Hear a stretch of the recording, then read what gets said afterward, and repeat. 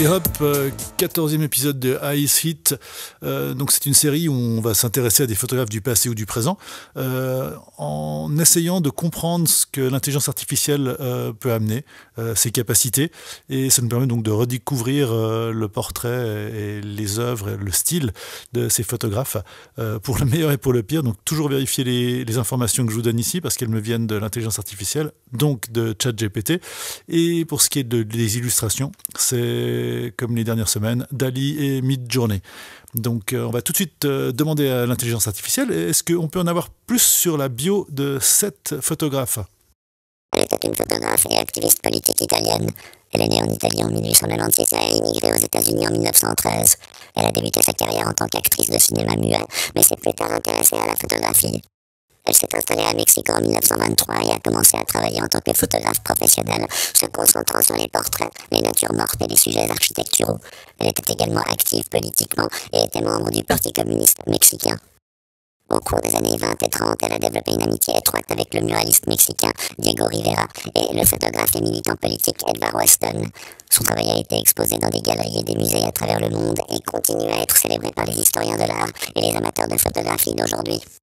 Donc, ok, on a vu quelques photos donc, qui ont illustré dans le style de cette photographe les données de ChatGPT. Donc, cette photographe mystère, c'est Tina Modotti. Donc là, ces photos, effectivement, elles sont en noir et blanc. Elles reflètent, je pense, assez bien la période où elle prenait ces photos et elles peuvent, à un certain niveau, représenter son style qui était, à mon avis, assez droit, assez cadré, assez formel en fait. Mais en fait, on va en demander plus à l'intelligence artificielle sur son style. L'intelligence artificielle, peux-tu nous en dire plus ? Le style de Tina Modotti est différent des autres photographes car elle était une militante politique et son travail reflète souvent son engagement en faveur des problèmes sociaux et politiques. Alors voilà, on retrouve un peu si on va voir les œuvres de Tina Modotti dans des livres, expos qu'on les connaît ou aussi sur Internet, je ne suis pas forcément convaincu que l'intelligence artificielle arrive à vraiment illustrer son travail. Il y a quelque chose, comme toujours, mais qu'est-ce qui est suggéré ou non ? Essayons d'en savoir un peu plus. Ces photographies représentent souvent la classe ouvrière, les travailleurs et les travailleurs ruraux, ainsi que les pauvres et les opprimés, reflétant son intérêt pour le sort des opprimés et ses convictions politiques. Alors, ici, à nouveau, je trouve assez difficile de retrouver sa touche photographique. Je pense que là, l'intelligence artificielle arrive un petit peu dans ses limites, ça mélange un petit peu tout. On a clairement un retour d'images qui sont en noir et blanc, donc je pense qu'il y a quand même les données qui ont servi à entraîner l'intelligence artificielle doivent permettre de classifier en tout cas le format qui en sort. Mais au-delà de ça, sur ces images, je serais peu enclin à savoir quel photographe a fait ces photos. Alors pourquoi pas Tina Modotti, mais alors allons un petit peu plus dans les informations. Elle utilisait également souvent des symboles et des métaphores dans son travail. Ses photographies étaient non seulement une documentation, mais aussi une forme de déclaration politique.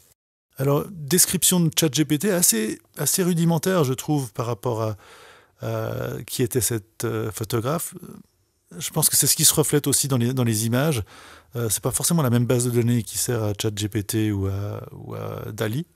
En fait, j'en sais rien, mais c'est peut-être le cas aussi. Mais, alors, on a effectivement une manière très classique de faire des photos, comme je le disais au début, qui pourrait peut-être correspondre à son travail. Je trouve assez généraliste comme manière de présenter les photos par rapport à une certaine période. Alors les thèmes effectivement ressortent, mais ça c'est moi qui entre les données de recherche pour l'illustration. Donc évidemment je pousse un peu dans la direction du texte, mais moyennement convaincu cette semaine par rapport à Tina Modotti. Alors aller voir son travail, ça vaut vraiment le coup d'aller vraiment voir ce qu'elle faisait pour le coup. Mais vu qu'on a une Tina virtuelle, on va lui demander un travail sur mesure. Alors on aimerait une photo d'une manifestation ouvrière, certains tenant des drapeaux, une vue dans les rues d'une ville avec des badauds et marchant tous vers la mairie. par une chaude journée ensoleillée. Une photo donc dans le style de Tina Modotti. Alors les deux premières photos, c'est Dali.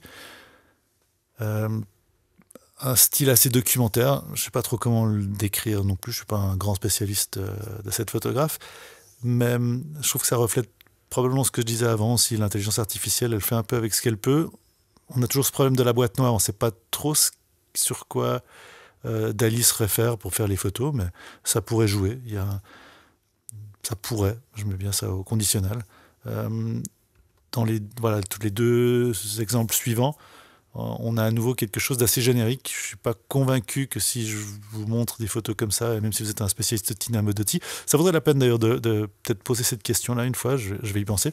Mais voilà, des images avec un peu de dynamique, assez formelle, où on a vraiment un côté documentaire d'après moi. Et puis pour les deux dernières images, on va demander à Midjourney, donc cet autre outil de reproduction. Et là, je trouve qu'on trouve alors à nouveau peut-être un petit peu plus de réalisme là pour le coup, mais à nouveau on a toujours cette petite couche, ce petit vernis qui ressemble à du Midjourney. Est-ce que ça ressemble à du Tina Modotti ? Je sais pas. Les photos sont à nouveau bien. Il y a des cadrages assez contrôlés. Je suis pas sûr que ce style sorte fortement. Que son style sorte vraiment de ces deux exemples de photos virtuelles, enfin, qui sont venus de nulle part, enfin de l'intelligence artificielle. Donc voilà, je propose vraiment à tous les auditeurs et ceux qui regardent les vidéos là, d'aller voir le travail de Tina Modotti, de s'intéresser à son historique. Super intéressant, vraiment très engagé politiquement. Et puis voilà, j'espère que ça vous a quand même un petit peu diverti, amusé, que les photos vous ont aussi un peu plu à un certain niveau. Nous verrons ce qu'on peut faire. Et à tout bientôt!